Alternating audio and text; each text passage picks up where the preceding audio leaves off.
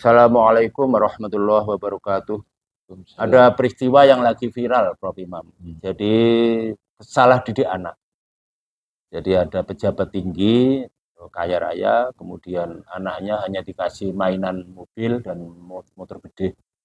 Sampai kuliah, beliau itu. Nah, anak ini kuliah, tetapi akhirnya tidak tahu kesalahan apa, mengeroyok anak sampai sekarang koma. Sudah seminggu ini yang dikeroyok itu.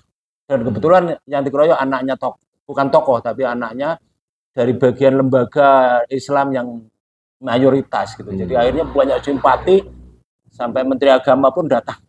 Jadi menjadi viral. Ketua PBNU datang juga. Itu viralnya akhirnya ternyata itu katanya analisis sosial. Itu hanya gunung es. Peristiwanya dulu gunung es di atas sedikit, tapi di bawah itu mungkin ribuan, ratusan ribu orang tua yang salah mendidik anak. Terus pun menurut Islam, bagaimana cara mendidik anak yang bijak itu supaya anaknya tidak menjatuhkan bapaknya. Akhirnya bapaknya dipecat dari jabatannya. Terus pun ini. Nggih, Mas Habib. Assalamualaikum warahmatullahi wabarakatuh. Waalaikumsalam. Pendidikan ini memang ya sangat fundamental, sangat penting sekali sebetulnya itu. Tetapi seringkali ini kurang mendapatkan perhatian secara serius.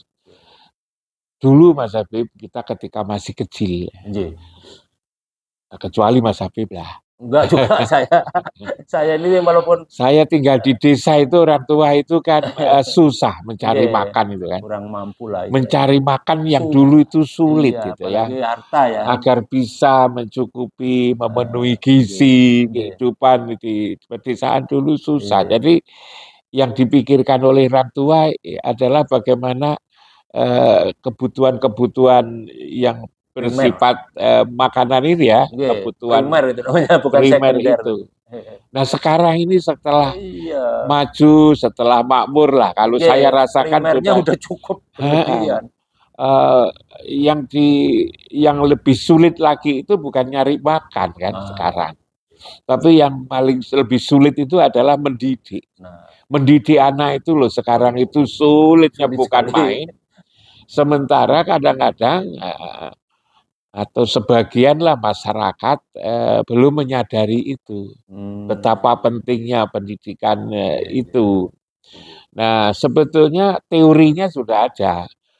Mendidik itu kan sebetulnya kan memberi contoh ya, memberikan teladan. Di samping tentu juga memberikan pengetahuan. Tapi memberikan contoh ini kan bukan perkara gampang. Memberi contoh ini bukan perkara gampang. Kadang-kadang orang yang sudah tua gitu kan, sudah sepuh ini kadang-kadang juga lupa terhadap tugas untuk memberikan contoh mulai dari di rumah ini. Padahal sebetulnya contoh itu jauh lebih penting daripada nasihat. Nah, ini kita ini ngomongi anak agar sholat tepat waktu, agar ke masjid, gitu kan. Tapi kalau orang tuanya sendiri tidak ke masjid, orang tuanya sendiri tidak sholat tepat waktu, kita ngomong supaya kita ini tawadu, gitu. Tapi bagaimana mereka itu percaya omongannya orang yang memberi nasihat kalau dia sendiri juga tidak tawadu? Kan itu kan memberi contoh gitu kan. Memberi contoh, memberi tauladan ini ternyata jauh lebih sulit apalagi di zaman sekarang ini. Zaman milenial. Karena itulah dulu saya katakan mendidik yang bagus itu sebetulnya bahkan contoh yang saya berikan kan ayam ketika itu Mas Habib. Ayam itu ketika memperlakukan anak-anaknya itu kan ketika mau beranak ya mau telur kan, cari dulu sarangnya, lalu kemudian sangkar, saya sangkarnya jadi dia telur setiap hari satu, setelah berjumlah 11-12, lalu ngeramnya itu kan disiplin sekali. Puasa nih. Iya puasa. Senin ngeram, Selasa ngeram, Rabu ngeram, Kamis ngeram, itu kan, sampai lalu netas. Seringkali saya bayangkan, umpama ayam ini tidak disiplin, Senin ngeram, Selasa ngeram, Rabu cari day baru, enggak, telurnya itu enggak akan netas. Bukan istilahnya. Dan nanti akan menjadi telur busuk. Dan kalau sudah telur busuk kan, dijual juga sudah tidak laku, dimakan juga, goreng juga tidak enak. Satu-satunya untuk demo kan. Satu-satunya untuk demo. Nah, tapi lalu ayam ini tidak begitu. Ayam kan kalau kita ada ayam busuk itu kan mungkin karena lingkungan atau kena air atau kena apa kan gitu kan. Tapi selalu disiplin, diganggu. Nanti setelah menetas kan juga masih dilindungi dari serangan elang atau sarangan apa kan itu kan. Bahkan diajari cari makan itu kan, carikan cacing, carikan makan dan itu seperti itu. Jadi dilindungi kalau dalam pengertian kalau manusia ya bagaimanalah diberikan teladan, diberikan contoh itu Mas Habib itu. Hanya memang kita ini memang harus satu ya, harus padu antara di rumah dan juga di lingkungan. Iya kan? Di sekolah. Sekolah juga. Sekolah ini juga perlu loh Mas Habib. Untuk harus para guru itu harus hati-hati benar. Jangan hanya sekedar kurikulum loh. Sekarang ini kan seringkali kan hanya kurikulum, menghabiskan bahan ajaran, bagaimana diajarkan di depan kelas itu kan. Sekolah ini kalau itu salah, fatal juga. Lebih fatal lagi. Itu harus jujur, harus adil. Anak-anak ini ternyata ngerti kok bahwa kalau mereka disuruh jujur, mereka disuruh adil, mereka disuruh hal-hal yang sifatnya mulia gitu kan, yang sifatnya terpuji, mereka juga nuntut loh kepada gurunya itu agar terlebih dulu melakukan itu. Gurunya memberi contoh. Saya pernah punya teman Mas Habib, anaknya itu nakal banget itu.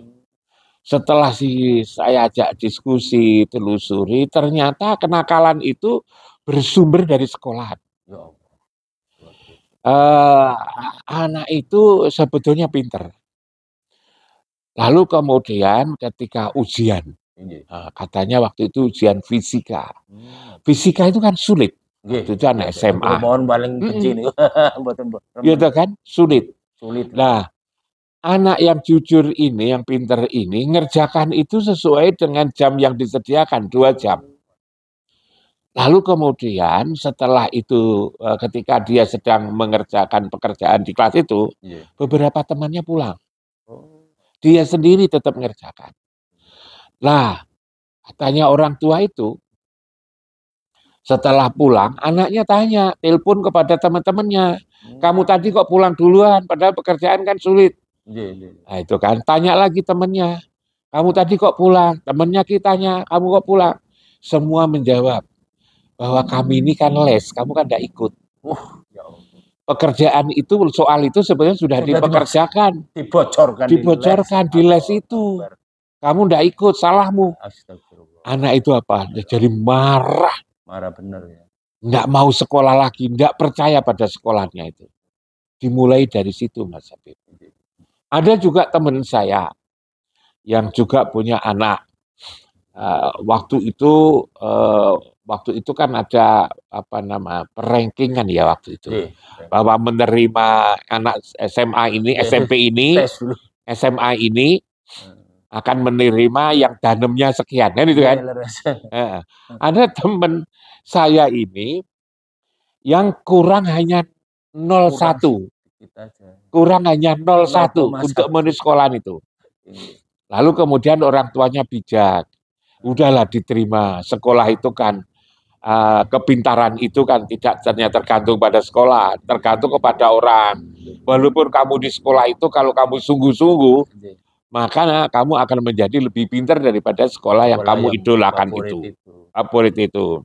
Dia manut sama orang tuanya Mas Habib. Tapi setelah berjalan 2 minggu katanya itu, ternyata temannya yang nilainya jauh lebih rendah daripada dia, kok diterima di favorit itu. Sudah anak itu sudah mulai frustrasi. Lalu kemudian sepedanya dipakai kebut-kebutan. Oh, ya Allah. Lalu apa yang saya katakan dalam pembicaraan singkat ini? Bahwa ternyata orang tua dan juga sekolah, juga lingkungan, itu sama-sama penting. Karena itulah maka jangan mensepelekan ya apa saja yang terkait dengan pendidikan ini. Orang tua tadi saya katakan harus memberikan contoh, teladan. Kalau agar anaknya itu baik, maka orang tuanya juga terlebih dahulu bagus. Dan di Quran di situ dikatakan bahwa kita ini kalau ingin menjadikan rumah tangganya bagus, lingkungannya bagus, harus dimulai dari dirinya sendiri. Ibda binafsik, yaitu kan, jangan menyuruh orang lain. Dikatakan di dalam Quran kan atakmuruna nasa bil biri wa tansawna anfusakum wa antum tatlunal kitab afala taqilun. Mengapa orang lain kamu suruh berbuat baik, kamu melupakan dirimu sendiri, padahal kamu membaca kitab. Apakah kamu tidak berakal? Kan di situ Mas Habib. Pertanyaannya juga. Jadi juga ayat lain banyak. 5 taquluna ma la taf'alun kabura maqtan indalah. Kenapa kamu mengatakan sesuatu yang kamu sendiri tidak menjalankan? Kabura maqtan, sangat benci Allah tatkala orang mengatakan sesuatu lalu kemudian tidak menjalankannya. Kan di situ Mas Habib. Itu jadi berat. Karena itulah maka mengurus manusia ini tidak saja terkait dengan anak-anak ya, mendidik anak, semuanya, tapi juga di kantor kita kan juga punya anak buah. Anak buah ini sama-sama kali anak buah. Saya seringkali untuk untuk agar ini cepat dipahami, saya suka membuat contoh-contoh Mas Habib. Memimpin manusia itu tidak sederhana. Memimpin manusia itu tidak seperti memimpin bebek. Lebih gampang bebek. Kalau pemimpin bebek itu kan, bebeknya 50, bebeknya 100, kan cukup seorang aja.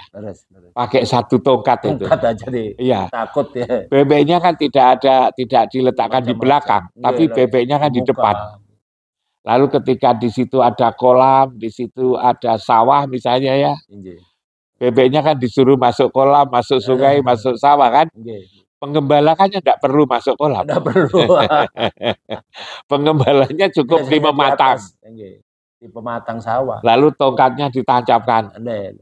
Lalu kemudian topinya diletakkan di atas tongkat itu. Penggembalanya pulang. Kan itu kan? Nah, seakan-akan penggembalanya masih di situ. Iya.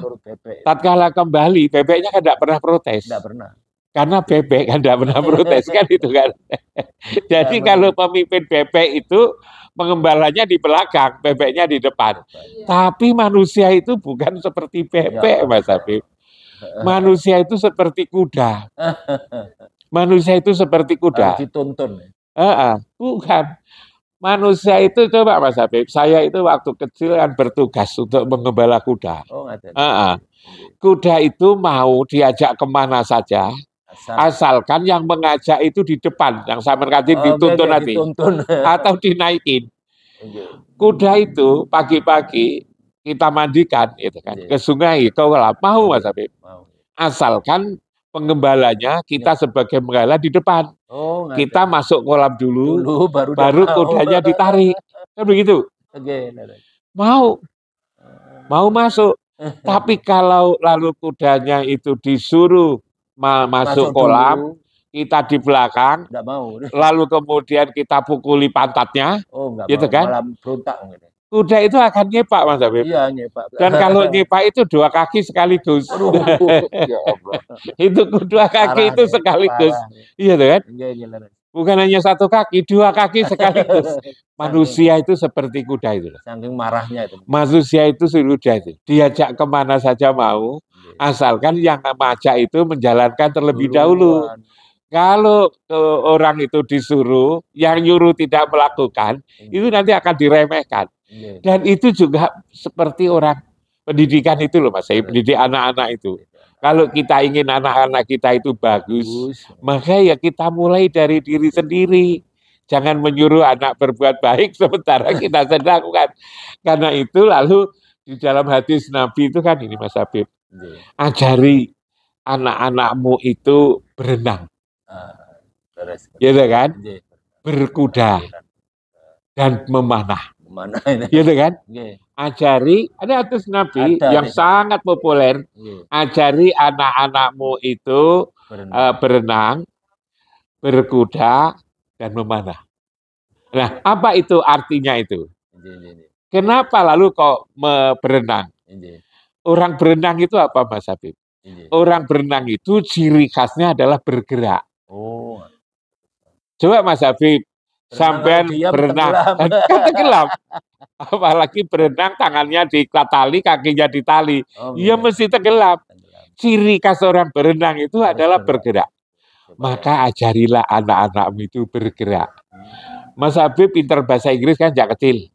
Karena Mas Habib tidak hanya belajar grammar, tapi Mas Habib berlatih, praktek.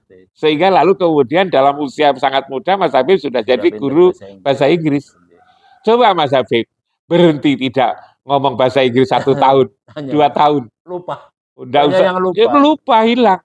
Kosa-katanya itu menjadi hilang. Iya, lupa lagi. Karena itu kalau di Indonesia ya kita ini belajar bahasa Inggris dari SMP, SMA, S1 kok enggak bisa-bisa. Itu bukan karena metodologinya yang keliru. Dan bukan karena goblok gitu. Bukan karena enggak pinter. Tapi karena enggak digunakan itu loh. Tidak digerakkan itu. Kalau dalam hadis Nabi tidak diajari berenang itu loh. Ya kan? Kenapa kok lalu berkuda? Berkuda itu tadi. Ya kan? Berkuda itu kalau memimpin manusia itu, maka berilah contoh. Kamu harus di depan. Jangan kamu di belakang. Yang kamu pimpin itu adalah manusia. Ciri khas manusia itu seperti kuda itu loh. Bukan seperti bebek. Kan begitu? Ajarilah memanah. Ciri khas memanah apa? Fokus. Fokus. Memanah itu harus fokus. Kalau kita itu ingin jadi guru, ya guru. Kalau kita ini jangan pedagang, ya pedagang. Kalau kita ini jadi tentara, ya tentara. Kalau kita ini jadi dosen, ya jadi dosen. Kalau kita petani, ya petani. Anak kita itu agar diajari jelas, bapakmu jadi apa? Ayah saya itu jadi petani. Ayah saya jadi guru. Ayah saya jadi pedagang. Jelas.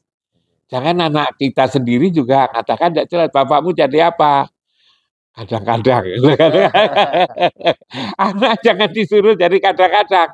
Anak juga harus diajari jujur, Mas Habib. Wong bapak kita itu jadi pegawai negeri, misalnya ya kan. Anak itu tahu loh, karena itu di dalam dadanya itu sudah pengetahuannya sudah ini. Bapakmu pejabat, pegawai pemerintah. Kok lalu kemudian rumahnya kayak begini, kendaraannya begitu. Berlebihan. Anak ini juga tahu bahwa bapaknya salah. Kalau disuruh ngikut bapaknya yang bapaknya salah, maka awal-awal dia nuraninya tidak mau. Tapi lama-lama karena ayahnya mengatakan itu juga akan melakukan seperti itu. Jadi sebetulnya kesalahan itu tidak saja kepada anak itu. Ya, betul. Kesalahan itu bisa dari keluarganya, bisa dari sekolahnya, maka lalu ke masyarakat dan teman-temannya. Karena itulah maka sebetulnya ya dididik menjadi bagus oleh keluarga, beri contoh, berikan teladan, disiplin, gitu kan? Fokus. Lalu kemudian di sekolah juga begitu, di masyarakat yang di situ ada masjid, ayolah datang ke masjid. Diawali dari Jumatan lah kalau memang kira-kira sibuk ya, rumahnya jauh pada Jumat seminggu sekali. Syukur-syukur kalau dekat masjid, misalnya waktu maghrib, waktu isya, waktu subuh. Kalau memang misalnya sibuk banget ya, sudahlah waktu subuh dan maghrib, gitu kan. Tapi jangan sampai lalu kemudian nggak pernah sama sekali nggak tahu tentang tempat ibadah. Dan saya kira tidak saja Islam, tapi juga agama apapun ya. yang Kristen, yang Katolik juga dikenalkan gerejanya. Iya, lalu kemudian yang Hindu di mana itu Pak, di puranya itu di Bali misalnya, lalu kemudian di tempat-tempat yang lain. Itu kalau ini bisa berjalan, soalnya tidak akan terjadi masalah itu. Sehingga kalau Mas Habib mengatakan bahwa terjadi kasus yang sangat mengerikan itu, dan Mas Habib mengatakan bahwa bisa jadi ini gunung es di bawah juga ini, itu maka sebetulnya harus ada kesadaran dari semua kita. Jangan lalu kemudian saling menyalahkan itu. Saya kira kok seperti itu Mas Habib, pandangan saya itu. Dari aspek tradisi yang harus kita, yang tradisi yang mulia, dari nenek moyang kita ini yang harus kita perbaiki, ya kita ingat kembali, dari agama kita.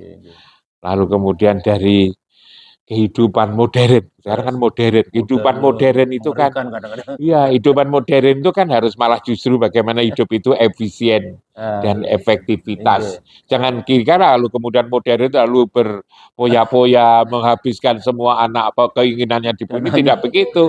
Modern itu kalau menurut saya malah rasional. Modern itu harus semakin rasional. Diajari matematika itu semua harus dihitung. Diajari matematika untuk menghitung. Hitung kasibu qabla antu kasabu, kan itu dalam agama itu kan. Apa namanya? Hitunglah dirimu, kisaplah dirimu sebelum kamu dikisap nanti kan itu. Wong hanya pegawai negeri, pejabatan apapun, tunjangannya juga hanya berapa. Oh kita itu tahu kok tabelnya. Kalau lalu sampai berlebihan itu kan udah menyimpang sebetulnya. Oh dia pekerja pegawai dari jam 8 sampai jam 4 sore. Setelah itu juga capek tidur. Kok lalu kemudian melampaui batas. Berarti kan keliru sebetulnya di situ. Bertanyakan. Karena itu untuk mencari orang itu menyimpang tidak menyimpang itu sebetulnya kalau mau ya gampang sekali. Itu. Seperti Mas Habib kalau mobilnya saya mewah dipertanyakan dari mana? Dosen kok mobilnya mewah. Kecuali kalau misalnya Mas Habib bisa jelaskan, karena saya dari Banyuwangi, orang tua saya kaya raya. Bukan lah Imam. Saya kira itu Mas Habib. Matur nuwun sangat pencerahannya ini bagi orang tua di luar sana, ini penting untuk nasihat Prof Imam ini. Jadi menarik karena banyak orang tua sekarang sibuk dan ada yang aneh juga, ibu-ibu, emak-emak itu sekarang sibuk memperbaiki wajahnya sehingga lebih cantik, lebih kinclong. Lupa anaknya, SPP anaknya dibayar kadang-kadang. Memperbaiki wajah penting Mas Habib. Iya, tetapi agar suami itu menjadi betah. Tapi yang lebih bagus lagi adalah memperbaiki apa yang ada di dalam hati itu. Bukan hanya wajah. Wajah yang ada dalam hati ini. Hatinya itu, akhlaknya itu, ya inner beauty. Kecantikan di dalam. Iya. Matur nuwun Pak Imam. Mudah-mudahan ini menjadi nasihat atau apapun ya, pembelajaran supaya orang tua di luar sana menjadi bijak, lebih bijak. Urus anak ini, jangan hanya dikasih duit. Karena dikasih kemewahan, kasih duit malah kayak robot, jadi tidak punya hati nurani. Saya kira itu pesan pagi ini. Assalamualaikum warahmatullahi wabarakatuh. Waalaikumsalam.